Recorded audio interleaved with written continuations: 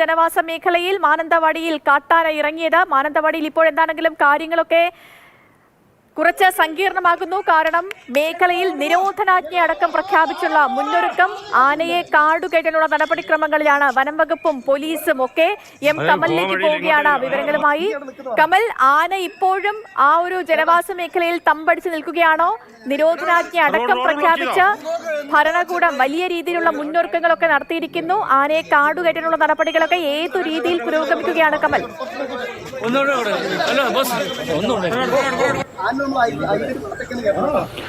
സേതു, ആന ഇപ്പോഴും മാനന്തവാടി നഗര മധ്യത്തിലാണുള്ളത്. നഗരത്തിന്റെ മധ്യത്തിൽ ഒരു പഴയ വയൽ പോലത്തെ ഒരു മേഖലയുണ്ട്. ആ വയലിലേക്ക് ഇറങ്ങിയെന്നാണ് ഒടുവിൽ ലഭിക്കുന്ന വിവരം. ഞാനുള്ളത് ന്യൂമാൻസ് കോളേജിന് സമീപത്താണ് ഉള്ളത്. മറ്റൊരിടത്തേക്ക് ആന നീങ്ങിയെന്ന വിവരവും ലഭിക്കുന്നുണ്ട്. എന്തായാലും ഈ വയലിലേക്ക് ആന ഇറങ്ങിയെന്ന വിവരത്തിന്റെ അടിസ്ഥാനത്തിലാണ് നമ്മൾ പോകുന്നത്. ഇത് ടൗണിൽ പ്രധാന റോഡുകൾക്കിടയിൽ ഒരു ഒഴിഞ്ഞ സ്ഥലമാണ്. നമുക്ക് ദൃശ്യങ്ങളിൽ കാണാം. ഈ ഒഴിഞ്ഞ ഭാഗത്തേക്ക് ടൗണിൽ നിന്ന് ആന ഇറങ്ങി എന്നുള്ള വിവരമാണ് ഏറ്റവും ഒടുവിൽ നമുക്ക് ലഭിച്ചത്. പക്ഷേ ആന ഒരിടത്തും നിൽക്കുന്നില്ല, നീങ്ങിക്കൊണ്ടേയിരിക്കുകയാണ്. അതുകൊണ്ട് തന്നെ ഇപ്പോഴത്തെ ലൊക്കേഷൻ എവിടെയാണെന്ന് കൃത്യമായി പറയാൻ കഴിയുന്നില്ല. ഈ ഒരു ഭാഗം, നമ്മൾ ഈ കാണുന്ന ഭാഗം നഗരമധ്യത്തിൽ തന്നെയാണ്. പക്ഷേ ഈ കാണുന്നത് പോലെ ഒഴിഞ്ഞു കിടക്കുന്ന ഒരു പ്രദേശമാണ്. ഇവിടെ നിന്ന് മാനന്തവാടി ടൗണിലെ കോഴിക്കോട് റോഡ് വരെ ഈ വയൽ പോലെ താഴ്ന്ന പ്രദേശമാണ്. അവിടേക്കാണ് ആന നേരത്തെ ഇറങ്ങിയത്. പക്ഷേ ഇപ്പോഴവിടെ നിന്ന് വീണ്ടും കയറി എന്ന ഒരു വിവരം ലഭിക്കുന്നു. എന്തായാലും രാവിലെ ഇടവക പഞ്ചായത്തിലെ വിവിധ പ്രദേശങ്ങളിലാണ് ആനയുണ്ടായിരുന്നത്. അവിടെ നിന്നൊക്കെ സഞ്ചരിച്ച് വന്നാണ് ഈ ഇടവക പഞ്ചായത്തിൽ നിന്ന് മാനന്തവാടി നഗരസഭയിലേക്ക് കയറി. കോടതി, സബ് ട്രഷറി, വന ഓഫീസുകൾക്കൊക്കെ സമീപത്താണ് രാവിലെ ആന ഉണ്ടായിരുന്നത്. അവിടെയാണ് വലിയ രീതിയിൽ ഭീതി ഉണ്ടായത്. ടൗണിന് തൊട്ടടുത്ത് വരെ ആനയെത്തി. ഇപ്പോഴും ടൗണിൽ തന്നെ തുടരുന്നു. നഗരത്തിൽ നിരോധനാജ്ഞ പ്രഖ്യാപിച്ചിട്ടുണ്ട്. വിദ്യാലയങ്ങൾക്ക് ക്രമീകരണം ഏർപ്പെടുത്തിയിട്ടുണ്ട്. സ്കൂളിൽ എത്തിയ കുട്ടികളെ അവിടെ തന്നെ നിർത്താനും മറ്റ് വിദ്യാർത്ഥികളോട് വരേണ്ട എന്ന നിർദ്ദേശം നൽകാനുമാണ് ഇപ്പോൾ എന്തായാലും തീരുമാനിച്ചിട്ടുള്ളത്. അങ്ങനെ നിർദ്ദേശം നൽകിയിട്ടുണ്ട്. എന്തായാലും വനം അടുത്ത് തന്നെ ഉണ്ടെങ്കിലും ഈ ആനയെ കാട് കയറ്റുക ദുഷ്കരമാണ്. രാവിലെ സമയമാണ്, നഗരമാണ്, അതൊക്കെ കൊണ്ടുള്ള ബുദ്ധിമുട്ടുണ്ട്.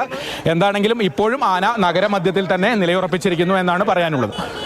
ഈ വയനാട്ടിൽ നിന്നുള്ള പ്രേക്ഷകരുടെ ശ്രദ്ധയ്ക്ക് വേണ്ടി പറയുകയാണ്, മാനന്തവാടിയിൽ കാര്യങ്ങളൊക്കെ കുറച്ച് സങ്കീർണമാണ്. അവിടെ ഈ നിരോധനാജ്ഞ അടക്കം പ്രഖ്യാപിച്ചിട്ടുണ്ട്. കുഞ്ഞുങ്ങളൊന്നും സ്കൂളിലേക്ക് പോകരുത്. സ്കൂളുകൾക്ക്, വിദ്യാഭ്യാസ സ്ഥാപനങ്ങൾക്കൊക്കെ അവധി പ്രഖ്യാപിച്ചിട്ടുള്ള ഒരു മുൻകരുതലിലേക്കൊക്കെ പോവുകയാണ് അധികൃതർ. ആന ഇപ്പോഴും ജനവാസ മേഖലയിൽ തന്നെ തമ്പടിച്ച് നിൽക്കുകയാണ്. ആനയുടെ ദൃശ്യങ്ങൾ നമുക്ക് ലഭ്യമല്ല എങ്കിൽ കൂടി ആന എത്തിയ സ്ഥലത്താണ് നമ്മുടെ പ്രതിനിധി കമൽ എത്തി നിൽക്കുന്നത്. കമൽ, ഈ വനം വകുപ്പ് ഇപ്പോ ഏത് രീതി, അതായത് അവിടുത്തെ ഒരു ഭൂപ്രകൃതി എങ്ങനെയാണ് കമൽ? ആനയെ വേഗം നമുക്ക് കാട് കയറ്റാൻ പറ്റുന്ന തരത്തിലുള്ള ഒരു ഭൂപ്രകൃതിയാണോ മേഖലയ്ക്കുള്ളത്?